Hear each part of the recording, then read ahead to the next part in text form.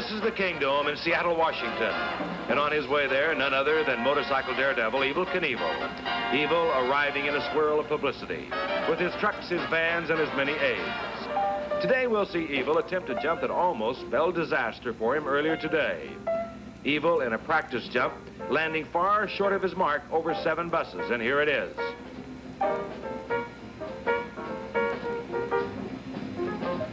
In addition, we'll look at some of his previous triumphs and tragedies from the Snake River Canyon in Idaho to Wembley Stadium in London, England, and Kings Island in Ohio. Now here's Tim McKay for an event you've enjoyed before here on ABC's Wide World of Sports. We'll be returning to the World Weightlifting Championships in Moscow, an event you've enjoyed before here on Wide World of Sports. But right now, you're looking at the Space Needle, located in Seattle, Washington. And from high atop that Space Needle, a view of this lovely northwestern city. Here's the skyline. Now, the newest addition to that skyline is the Kingdome that has brought Major League Baseball back to Seattle, professional football here for the first time. It's also attracted Evel Knievel and all of his expensive toys.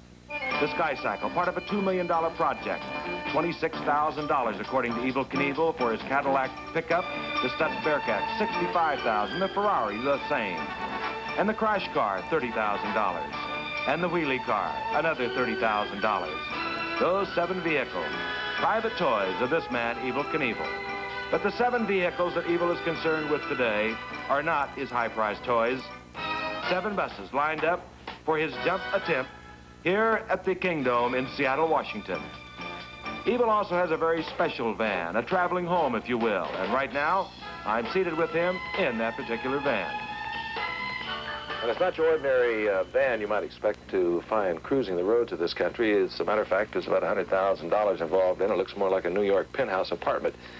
Evel Knievel, just a few minutes away from a jump. Bob, you look just as relaxed as you could be.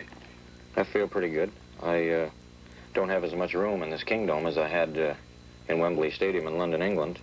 The ramps are built perfectly. I'm not psyched up. I'm calmed down, and I think it's going to be one of the best shows I ever put on, ever. You've had a very eventful few years, going back all the way to the Snake River Canyon. Let's talk about the Snake River for a moment. Evel, I know that's one of the ones you didn't make, and I think it bugged you, and we've talked about it before, and you also told me that's one you would never try again. Nope, I didn't lose anything in the state of Idaho, and I didn't lose anything in the bottom of the Snake River Canyon. And when I landed in the rocks, I knew it was all over, and I knew I was safe. I wanted to make it across, but I really didn't give a damn. I was alive, and I tried it. I was upset because I had a malfunction on the machine after waiting for 7 or 8 years and then having something go wrong.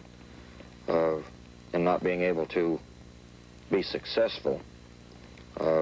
When I had a chance to think about it after it was all over, I would have rather made it across, but maybe those who saw it will now say, well, it wasn't so easy, and if they want to try it, well, let them go try. I'll stand there and root for them. Well, it couldn't have been easy. Let's go back and take a look at it.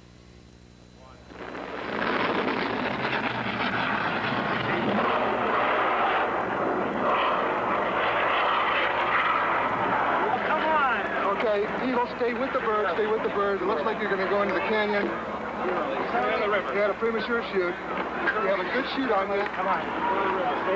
Stay with the vehicle. Stay with the vehicle. Put your visor up as you can. You cannot see it now. There she goes, beneath the rim of the canyon. It's going to crash, obviously, into the river. It is okay, though. She's coming down about 17 feet per second. Slowly going down. Just cleared the rocks, thank God. The family, and we're racing around to them now, is hysterical and in shock, crying. They think Evel may be dead or maybe drowning in the river.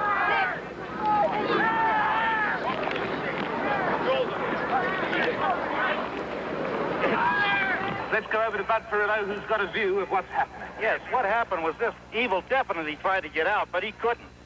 And it appeared that he hit the side of the canyon. He did not go into the river. It looked like the nose did hit on the side. Evel, one has to wonder, how in the world did you ever get into that situation? What made you want to do it? Well, Now when I hear about things that other people want to try, stunts that seem ridiculous or they could lose their lives at, I wonder what the hell was the matter with me. Or if there really was anything, and I had such a desire and a quest to be the best at this daredevil jumping in the world that I picked the toughest obstacle. Now that I'm a little older, I wouldn't want to do that. I look towards safety. But I think that every man in his life, if he'll really admit it, goes through a period in life to where he'll really just about do anything. And that's a time period, I think, where you go through from being a boy to becoming a man. I mean, you're a little wild in that stage of your life. The only difference between a man and a boy is the price of the toy. Yeah.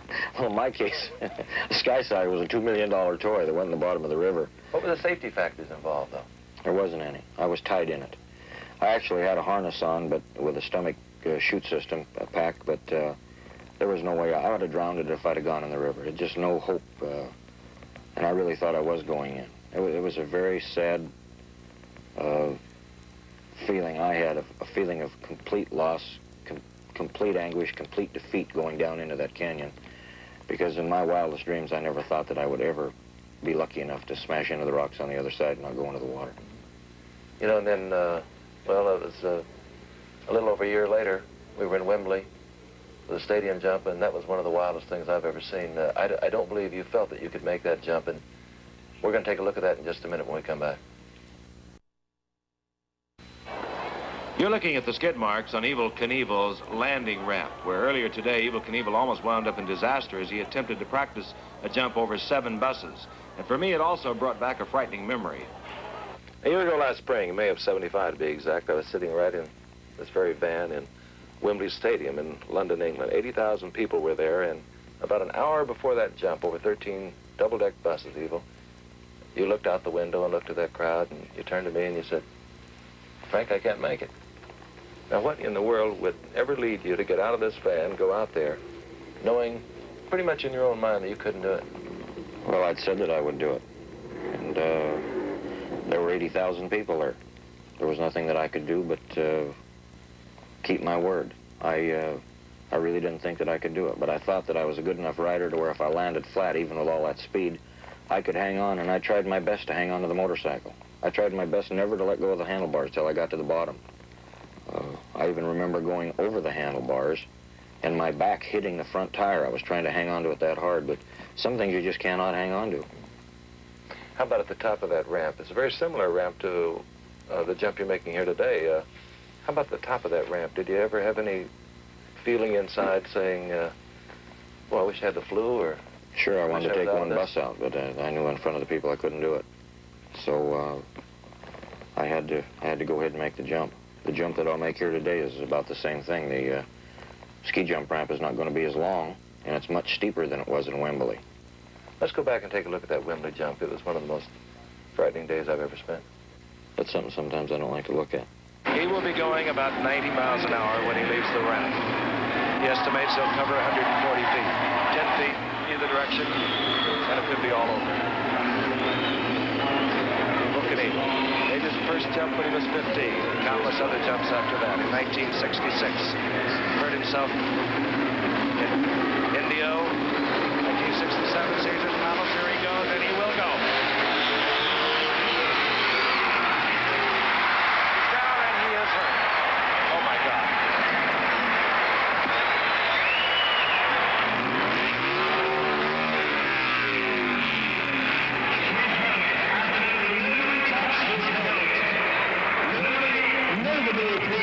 His helmet and stand away until his own people can be there. Try to ascertain whether or not he's even conscious. Scoot over to him. He's hurt. He's hurt bad. Stay away from him, please. Stay away from him. The man you see now leaning over you, Evel, is John Hood. That's his chief mechanic. Of course, John is a very good friend of Evel Knievel's, and the other man, obviously, is a doctor, Dr. Wilson. A nasty fall. He did not appear to clear the ramp enough.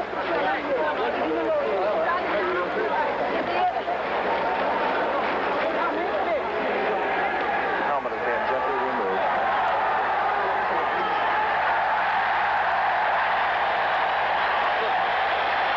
Being placed on a stretcher. Try and get a word with John if we can. Stay, keep back.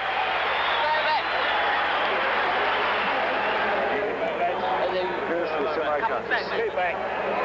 His left arm is being held. And it appears, though, Evel wants to talk to this crowd.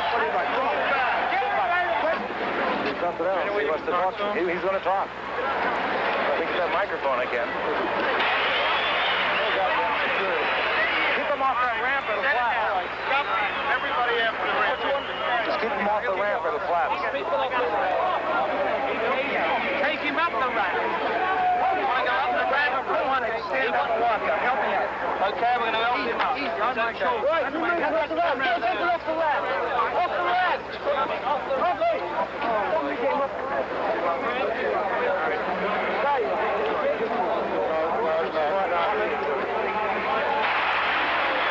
I wouldn't let anyone more in there. They're flaps.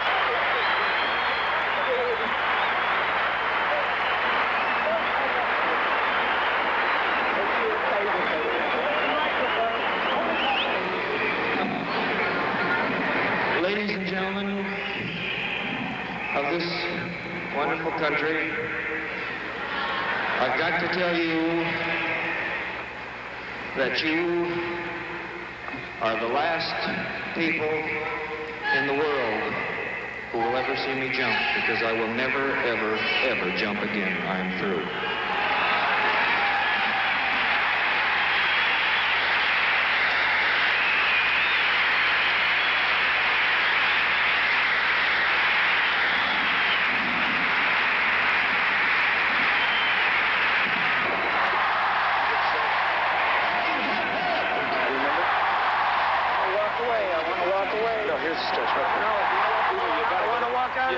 I'm all done. I'm going to walk.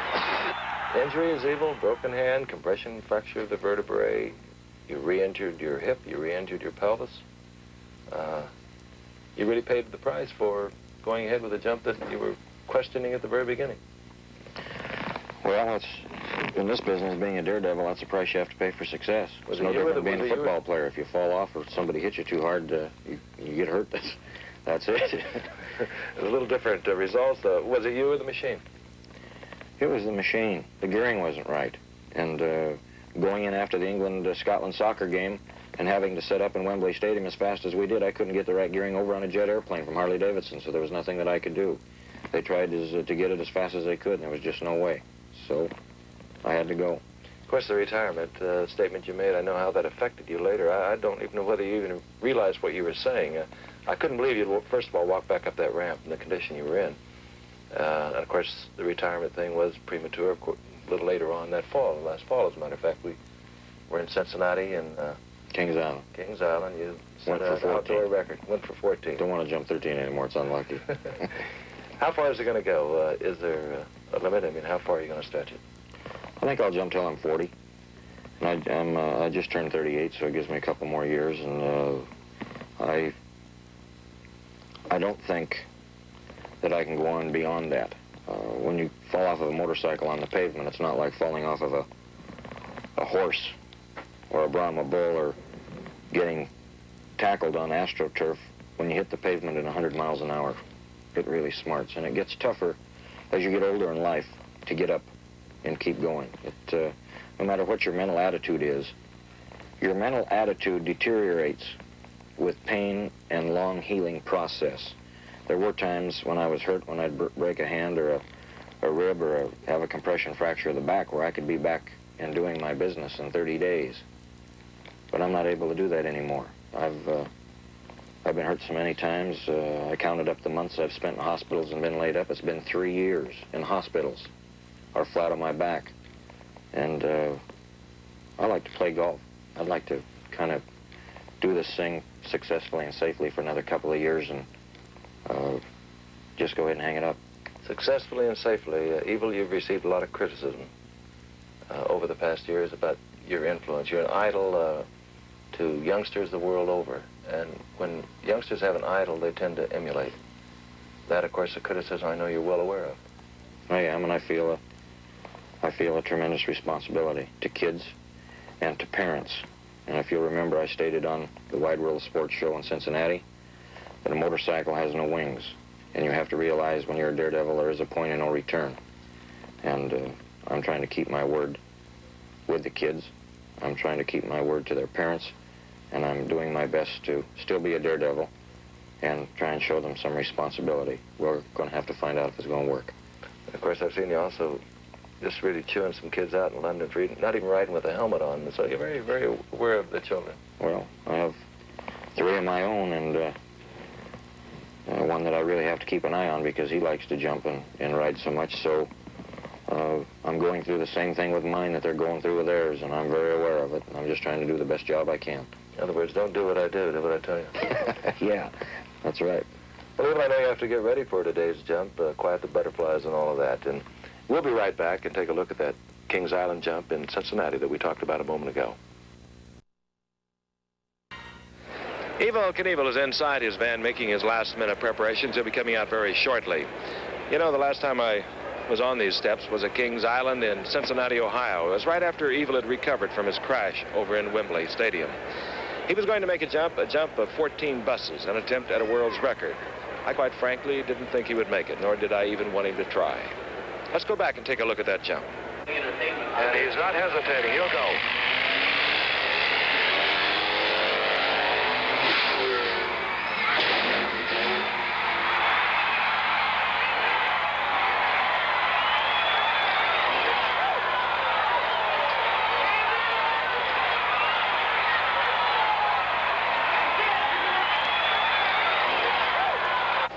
That was then, but this is now.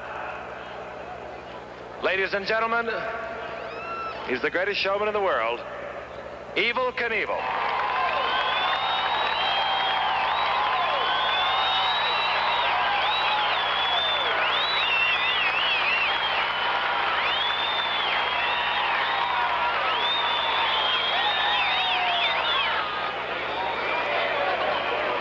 Thank you, Frank. Nice to see you. Thank you, ladies and gentlemen. Before I make this jump, I just want to make one statement to you, mothers and dads, and especially you children who came here tonight to see me perform. I might be able to jump further than this. I don't know. But I feel that with the sale of my products in this country being what they are, in toys, in bicycles, and in helmets, that I have a responsibility to try and perform in a responsible manner to those of you who watch me. I use the best equipment in the world in these Harley-Davidson motorcycles. I have the best mechanics in the world help me. My men set up these ramps and sometimes work 24 hours a day doing it. You should never in your lifetime, unless you are a real professional, unless you are being paid a fortune, you should never, ever, ever risk your life needlessly because you have a long life to live. I've been hurt many times. I've spent nearly 3 years in hospitals. It hasn't been easy, and this business gets tougher every day. I'm not telling you to jump. I'm not telling you not to. I'm just advising you that whatever you do in life, use caution, use your head, and remember that you only live once. So live it right. Thank you. Evel Knievel. And as we take one look at the Sky Cycle, we'll be returning to the Kingdome as Evel Knievel warms up the crowd with wheelies. Evel Knievel warming up the crowd here at the Kingdome, Seattle, Washington, as is his custom. Ripping by, doing his wheelies. And as you can see, the Kingdome, while a beautiful stadium, is not very large. And as Evel Knievel roars across the floor here, it takes only a matter of seconds. And that's going to be one of the problems in the jump coming up.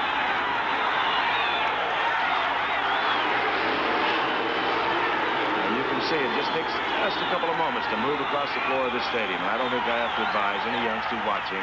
This man is a professional. Do not try to do what he does. And he will be the first one to tell you. The crowd, of course, spread out in this huge stadium. But like crowds all over the world, have come to appreciate this man. And no one I know can turn on a crowd like he can. There he is, doing a wheelie, standing on the seat of his motorcycle. Let's take a look at it again. Perfect balance. Just exactly the right amount of power.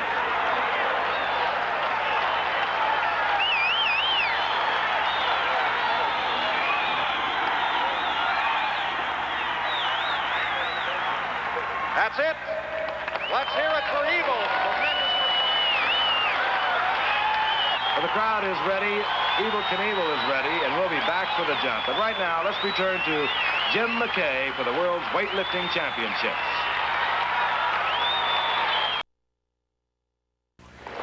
We're back at the Kingdome in Seattle, Washington, and Evel Knievel is going up to the top of his takeoff ramp, looking out over the 7 buses. He'll be jumping very shortly. And you see some skid marks on that landing ramp. Now, that happened this afternoon. Evel Knievel was making a practice run, and he hit short. There they are right there on top of that last bus. He hit short, and he just about bought it this afternoon in practice.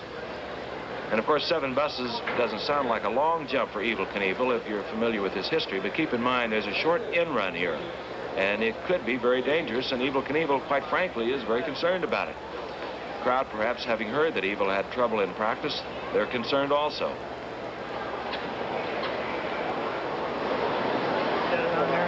Evel Knievel, very apprehensive when he came into the Kingdome, looked over the crowd, and as always gave the word of caution to youngsters who have a tendency to emulate their heroes, advising them no, not unless you're a professional. And indeed, he's a professional. He carries the scars, the many scars of a professional. I spoke to him about jumping, about the dangers of it. And sometimes you can see that little glint in his eye that says, I love to do it, but it's not the thing to do. Perhaps no one that I have ever met has ever been able to turn on a crowd like Evel Knievel. I've seen him at the Canyon. I've seen him on several other occasions, and of course in Wembley, when they really did not know what a Robert Craig Knievel was. They had sold a couple of thousand seats when he had arrived there. Within 3 weeks, he had sold 80,000 seats. That's the kind of individual he is. Where is he from? He's from Butte, Montana. He's 38 years old. He started in the dirt tracks of California racing motorcycles. He escalated that and started jumping. Found that he could turn on a crowd better that way, and that indeed is probably what he perhaps likes to do most. He admires the adulation, the cheers of the crowd, but he's a professional ever since, too. When he went into the daredevil business, he was injured many times. And then he became very technical and very professional in what he did. His ramps are very carefully constructed. He studies each step very carefully, but there have been mistakes. There were many of them when he was first beginning, and of course there was the near tragedy at Caesar's Palace many years ago.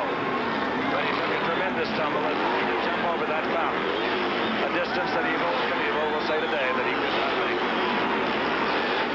Then, of course, there was the near tragedy at the Snake River Canyon. And his tremendous promotional talents came to the forefront there. And Evel Knievel turned on the entire world and has stood still to see whether or not this man could take a rocket-powered sky cycle and jump over a river. And then, of course, there was Wembley Stadium in London that I spoke of a moment ago. Wembley Stadium. 13 double-deck buses. And just prior to that jump, I was in his van, and he turned to me and he said, I don't believe that I can make this. Now, right now, we're going to pick up the voice of Roger Riemann talking with Evel Knievel. Roger Riemann is chief mechanic and assistant. Seems like it's running pretty good. I better get a little warmer. Yeah, well, by the time to make one more run. Yeah, by the time you go up there and down, it'll be warm enough. All right. It's good. Remember to get the gas on good.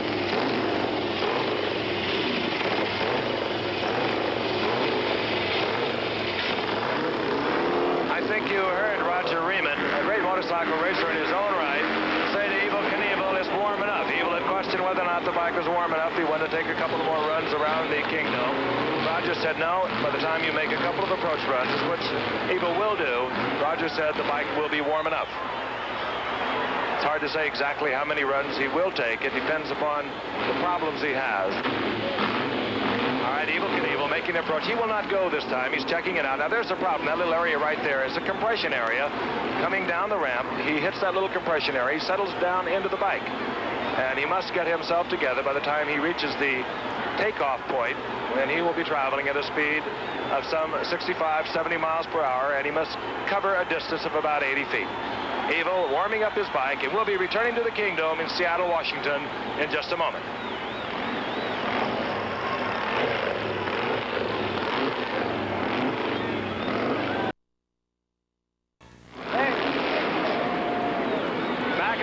Seattle, Washington. Evel Knievel moving to the top of the ramp once more. He has made a couple of approaches, warming up the bike. Roger Riemann, his chief assistant and mechanic, a great rider in his own right over the past years, says everything is A-OK. The bike is warm, ready to go. I don't believe he will go this time. That is not his custom. Again, is a problem. Now, as he comes down, I'll try and describe it for you. Right here, as he hits this little area, he is forced down onto the bike. And, of course, he'll be coming at a much greater speed when he goes for the takeoff. And that was bothering him earlier today when he was going through the practice jumps that he always takes. Always very careful, always very cautious. Evel says thumbs up. Crowd cheering in anticipation. As I've said so many times before, there's nobody that turns on a crowd quite like Evel Knievel.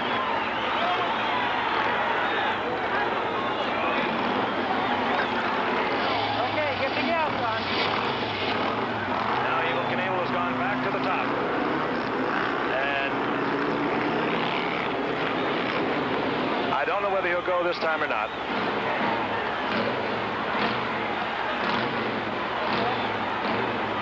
Warming up at the top now. Had a quick word with Roger Riemann. Says he is ready. Again, keep your eye on that one area where he will sink down onto the bike. And then he must get himself into control for the takeoff approach, full power on, leaving the ramp at a speed, well, it's hard to say, 65, 70 miles per hour. Traveling at a distance to clear these 7 Greyhound buses, approximately 80 feet, and I believe he's going to go. He hits the power.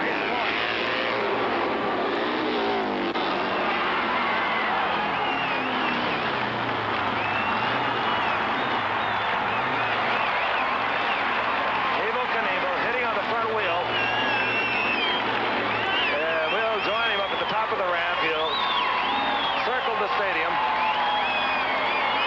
And I must say he was extremely apprehensive this afternoon. Earlier this evening, while he was relaxed when we interviewed him, he nevertheless did tighten up when he came out into the Kingdome. And let's take another quick look at it while we wait for Evel Knievel. Here it is. Coming down. Hits the compression area.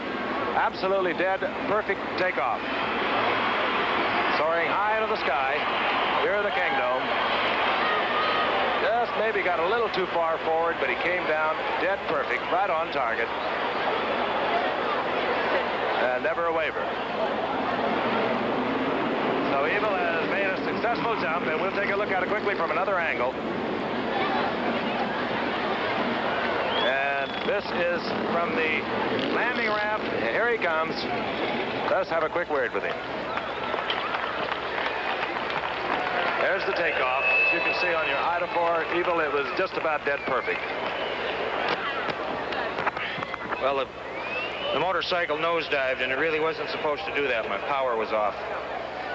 But coming down a ski jump ramp, sometimes it's hard to control your speed, and it's hard to really judge the thing like it should be judged. You saw what happened here tonight. You saw the motorcycle nosedive. I really didn't do it right. The power curve was wrong. And even me, after jumping for 12 years, I even make mistakes still now. So remember what I told you. If you're going to jump, you're going to race, you're going to have fun in life, make sure that you take every safety precaution you can, just like I do. You've been a wonderful crowd. Thank you.